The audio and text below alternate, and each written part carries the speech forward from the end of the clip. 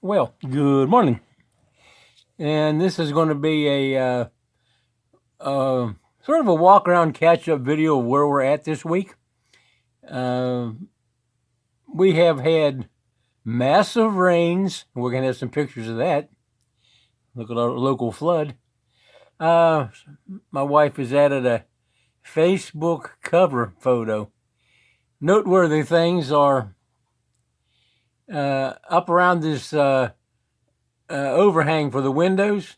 These are floodlights onto aluminum boxes by Hubble. And there'll be 10 of them, one for each section. Down below, there are also floodlights. You can see one there, and there's one off frame there, and one behind the bananas. And a posted didn't get them because I wasn't smart enough to look at the conduit when we poured that part of the roof. And so there was no place to wire it. And somewhere, this is an older picture that she used for a cover. And somebody took a grinder to the skim coat, and I have no idea why, but it was a year ago. So now to go to current pictures. This is just showing us the forms that they're going to reface because they didn't put the bolts in all the holes. The holes got full of concrete. When they knocked the concrete out cleaning the forms, it delaminated the surface of the forms. This is an in-progress shot. This is a piece ready to put on. There's a frame that it will go on. Actually, these frames weren't supposed to even have screws holding the uprights to the horizontals. It wasn't in my drawings. I was just trying to make stiffeners. But I guess they put those screws in there so they could take it apart and keep everything in place. Now to the flood. Yeah. Full screen.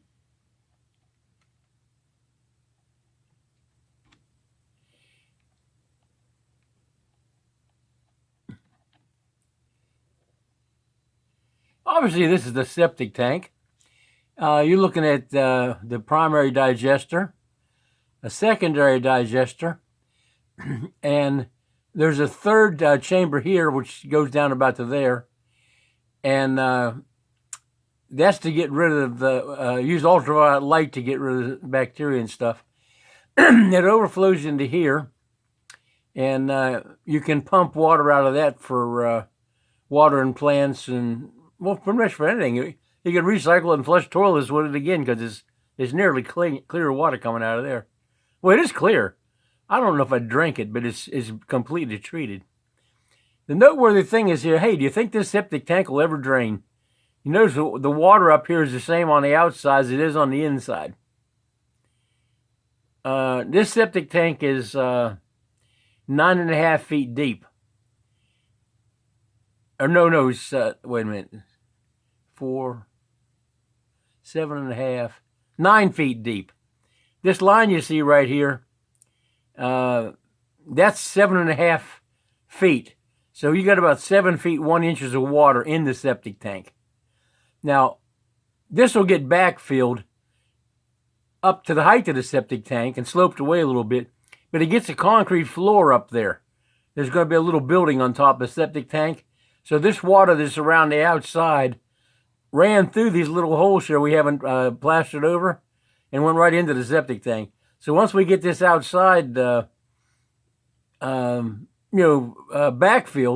we won't have this. But in the meantime, we got starter water for the septic tank. This is another review showing the extent of the need for backfill over here. They have some backfill in here. That water may only be about a foot deep around the outside. But the serious thing is, where did it all come from? This is a high point. I don't know how it got that much water in here. This is the tilapia tank.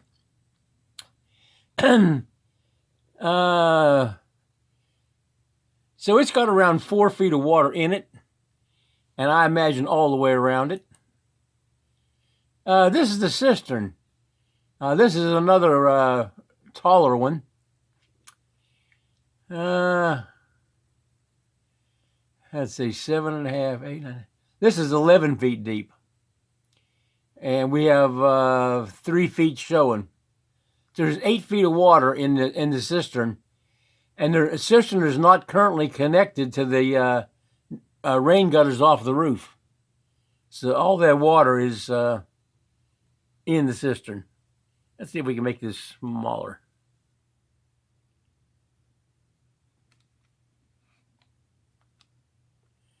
Made it smaller, but that didn't do what I wanted to do.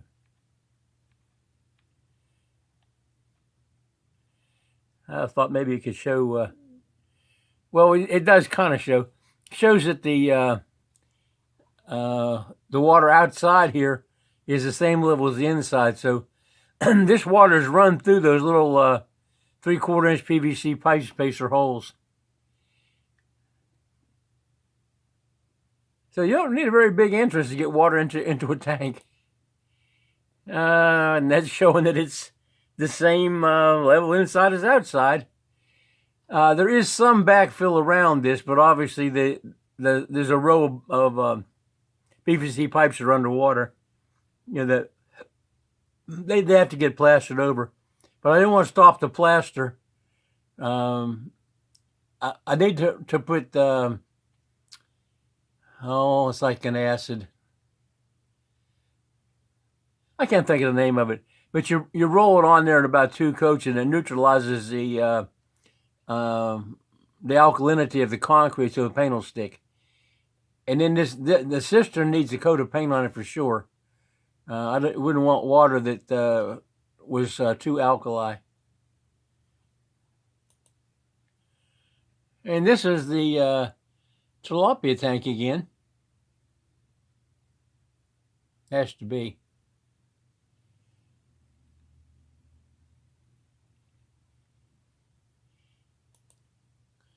This is the station that they're changing the forms in. This is we call this the stairwell room. There will be a bathroom in this room, full bath, and underneath the fish window there, it gets 2 wash tubs about 3.5 feet across, set into a countertop, and to the left of that, over near these electric outlets, there's a wash machine goes there. You know it's a stairwell room. Well, you don't, because you can't see it. Because the stairs over here, that's the bottom of the helical stairs. They're in the picture, so that's a stairwell room.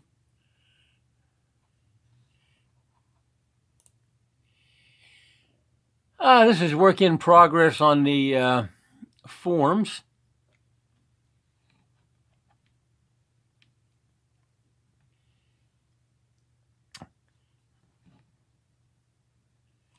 So they've changed 1, 2, 3, 4, 5, 6. They've changed 6. They're on the 7th one. What we're doing right now is we're going to be using the corner forms for interior partitions, and some other stuff too. So we need a left-hand and a right-hand corner form. And because this is the inside of the house, we want a clean surface, and all we have to do is skim coat and paint. So I might use body plastic on some of the other ones, because we're going to use them another 9 times. But these ones here, I thought I just have clean plywood on them. And of course, we'll use that plywood. It's what we take off. It's delaminated where they knock chunks of concrete out, like these bolt holes. You can't see them. There's bolt holes along these backer pieces here. That's what your threaded rod goes through a piece of plastic pipe, and then through a form on the other side. The plastic pipe sets the thickness of the wall. We just do 7-inch thick walls. It's because this is how it built like it's a bunch of beams.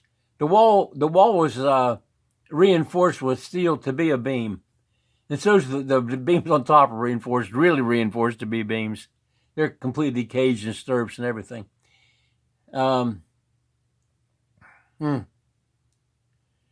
Lost my train of thought. It's a shame when you get 80, you can't remember anything. Oh, well. Oh, the 7 inches thick. There's a rule for beams that you can have up to 30 times the depth of the beam in the length of the beam. So we figured out the biggest thing we had, and 7 inches would satisfy that any place in the building. So, and also, if we were using 4-inch hollow blocks, actually 4-inch hollow blocks are illegal in the Philippines since 2014, though you see them absolutely everywhere. They're supposed to be 5 or 6. If you used a 5-inch hollow block, and if you're an expat looking to build a house, you will have 5-inch hollow blocks because you have to have a building permit and you have to have a certificate of occupancy to live in your house and to get your electric turned on permanent.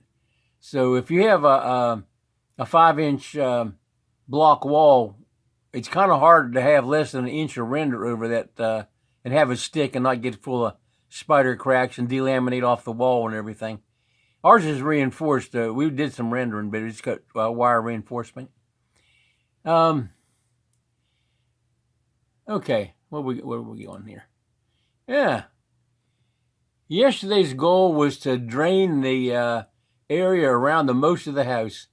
What we're looking at here is the going to be the slab for the second shrimp tank. We're planning on tiger shrimp in one of them, and the other one will be either freshwater prawns or freshwater shrimp, because the water from that, the biofilter is the grow-out beds. They're full of gravel, and you pump the water in. You usually pump it in and flow through, but the bacteria that's in the biofilter needs oxygen, and the plant roots need oxygen. So if you really want stuff to jump, really grow, you fill it up and drain it down and fill it up and drain it down, about a 45-minute cycle. And the entire grow bed is biofilter. Great for the fish, you know. But we have to be able to connect the grow out bed. It's like 11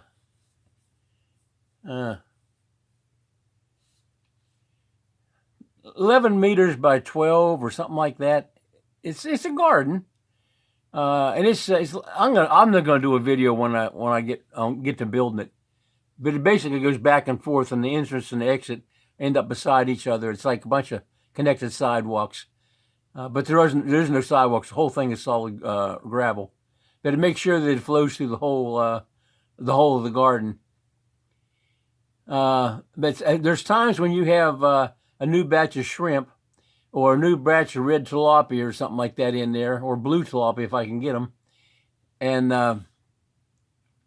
you haven't got enough fish waste to keep the bacteria alive in your biofilter. So we're going to have it piped so that at least 2 of the grow-out tanks can be valved to be the biofilter. So if you've got 3/4 grown tilapia in one tank and 3-week-old shrimp in another tank, you're going to hook the biofilter garden up to the one that's got the big fish in it. So you have more ammonia and more poo and all that. Of course, we settle out the poo. That doesn't go to the grow-out beds or anywhere else, because you have to clean that out eventually, and it's a miserable job. So we just send the water there. And the bacteria turns in nitrates into nitrites and that into something that the plants like. So it's like liquid fertilizer. But there's a gracious plenty of that. And your water testing shows you how high it is. I don't believe you can kill a plant with it, but it's well fertilized. It's like you want to grow grapes. That'd be a good way to water them. Okay. I don't know.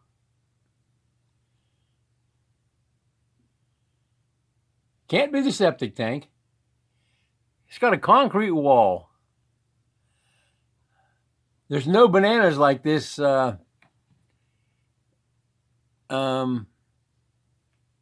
you can't see the concrete wall. This measures, yeah, all right. Yeah, there's a corner of a concrete building up here. Can't be the house. I don't know where that is, but it's on the property somewhere. Okay, this is the little sidewalk that goes back to Boy's half of the house. Boy is on one half. It's like a duplex. Boy has one side, and Boy owns this side. And probably don't want to walk down their sidewalk right now. That looks like it's 3 inches deep. Of course, they wear flip-flops most of the time. Well, Boy wears shoes because he's welding all the time. Okay, this is up next to the house because the birds of paradise are planted around the gutter, around the house. And that's what that is. That's birds of paradise. And this is looking down the side of the dirty kitchen. And that's the Nipa hut. So they dug a ditch there too. They done some digging yesterday. This is following it back. And here we have canna lilies that have absolutely taken over their little spot. Oh, that's the entrance to the Nipa hut. So this is going back towards the Decagon house down beside the dirty kitchen. And that sidewalk that's underwater is over here to the, going this way.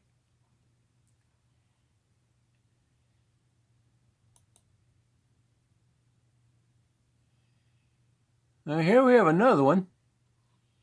This looks to be from the tilapia tank because this is the downhill end of the property.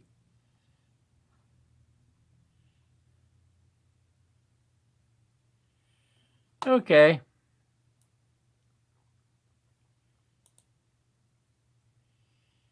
It's amazing. 3 days of rain. And we're 43 feet above sea level here. I think it's 43 feet.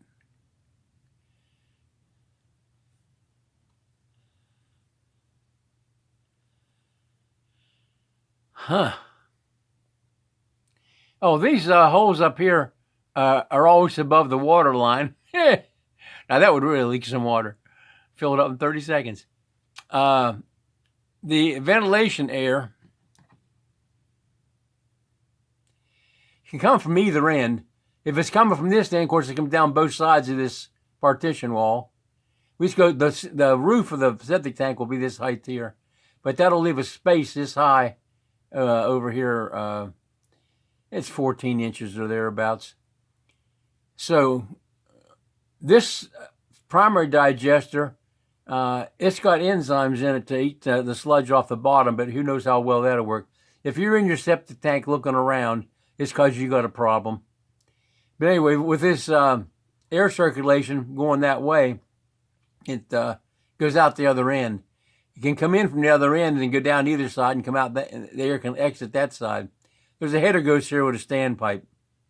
Get the natural convection current by heating the pipes, and the T-cap on top are 90 degrees to each other. So no matter which way there's a breeze, it'll go down one and up the other. Apparently they had a homebrew form here that put that last 14 inches on that wall.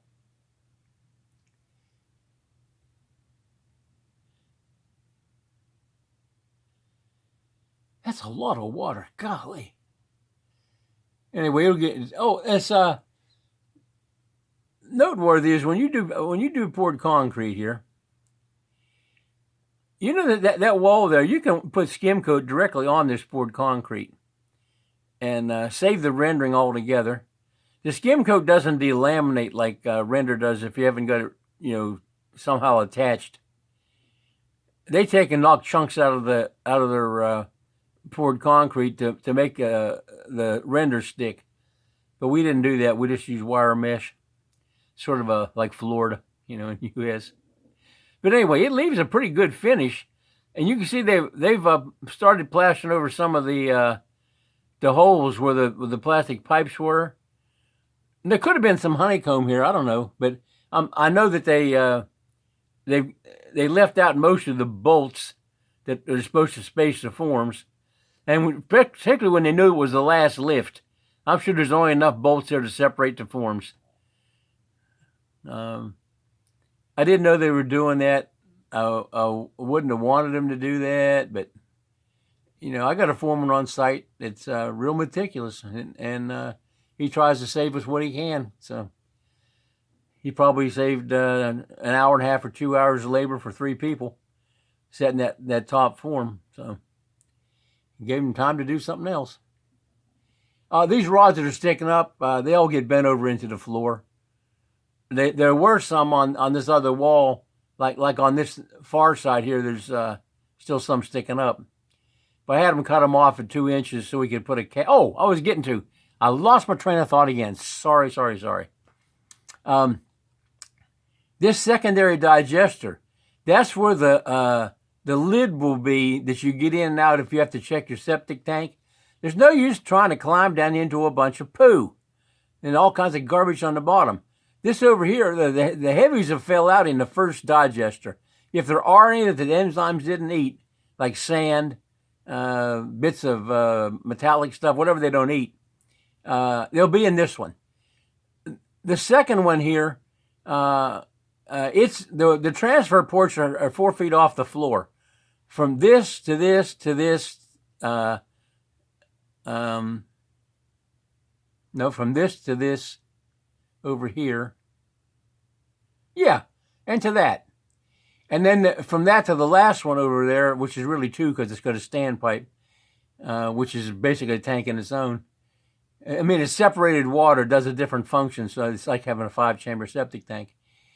But there's no actual chemical reactions going on in that one. But if you get down into this, you're standing on a concrete floor. So if you put your sump pump down in there and pump that water out, it's going to lower the water and everything to 4 feet, to the height that the transfer ports are.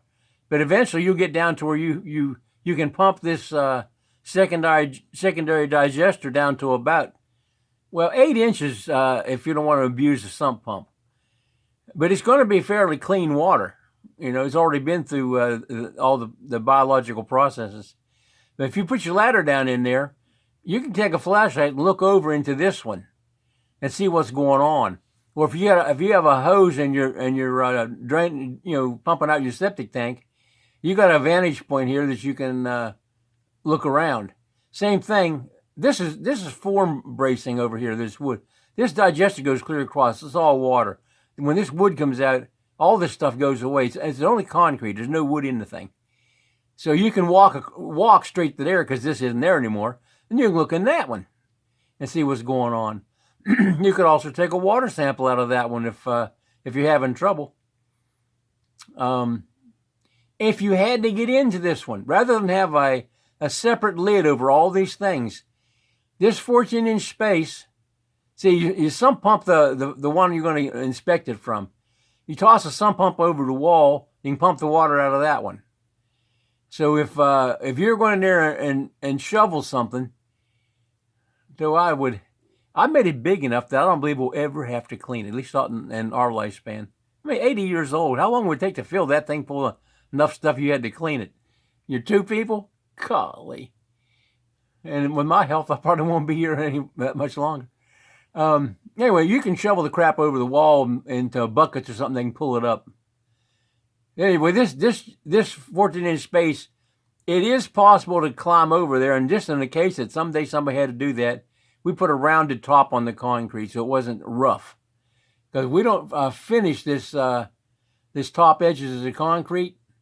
You need a little tooth, for the floor that you're putting above it. On the house, we finished the top of the beams. We troweled them. And then we put down polyethylene for a bearing. like a sliding bearing, and that way, if there's sun heats a slab and it gets bigger and smaller because of the temperature change, and the walls can't get any heat to change their size. The house stays cool all the time inside. Just the shape of it and the design of it. It's thermal chimney, and it sucks the cold air in at night and cools all the concrete off because the heat goes right out the roof. And in the daytime, it's you have to heat up all that inside with just airflow, so it just stays cool. Okay, this video's got too darn long again. I just wanted to use these pictures for sheer racism. These are what we call our dailies. The crew sends us back 4 to maybe 8 or 9 pictures on the cell phone, and this shows what they did that day and see if they got any problems, if they're not going the way it's supposed to be done, or just for some guidance. And then she has messenger, so she's looking right at them when she's talking to them. Thing is that she speaks Tagalog, and they speak Visayan. You would think it would be almost the same, but it apparently isn't. So we have lost in translation between me and her, because she's not an engineer. She's an accountant. And if it wasn't for her, we wouldn't have this place. She managed to manipulate our small little bit of Social Security into paying our utility bills and taxes in the U.S. and buying cement and sand and gravel in the Philippines. And fortunately, the cost of labor over there is allowing us to do this. I feel bad, but what can I do? I can't change their whole economic system, but I can support 17 people right now. It's been higher, but it's been lower too. But you got the standard 6 that have worked here for years, one way or another. And then they have the wife and the kids. And then we have people downtown that don't work, they're too slack to work. And we were feeding them if they kept the kids in school. There was one family was to maintain free food. 3 of their 4 kids had to complete the school year and get advanced. I didn't know that they just automatically advance them. They don't hold anybody back. Anyway, they the 2 oldest girls turned like 11 and 12 years old, and they took off to Manila, missed 3 months of school. And the little boy had some kind of trouble with the police, and they decided he needed to move to a different island. So they that list left the grandmother and the mother and a young kid, and they just did everything they could to irritate me. And so we cut back the rice to only feed 2 people, and then we had a falling out, or my wife had a falling out. I don't have any fallout with anybody. So now they're off the list. So, but we picked up pretty much a full-time tricycle driver. My tricycle driver, Tote, he's doing other things right now. I think they make those little bamboo skewer sticks for the street vendors and deliver them. But when we're over there, he's my driver. That's like 9 months straight. Okay, video's too long. Say a little prayer and thank the Lord for what we have, and what we don't have is whatever. And I'm going to turn this off. Maybe. Maybe not.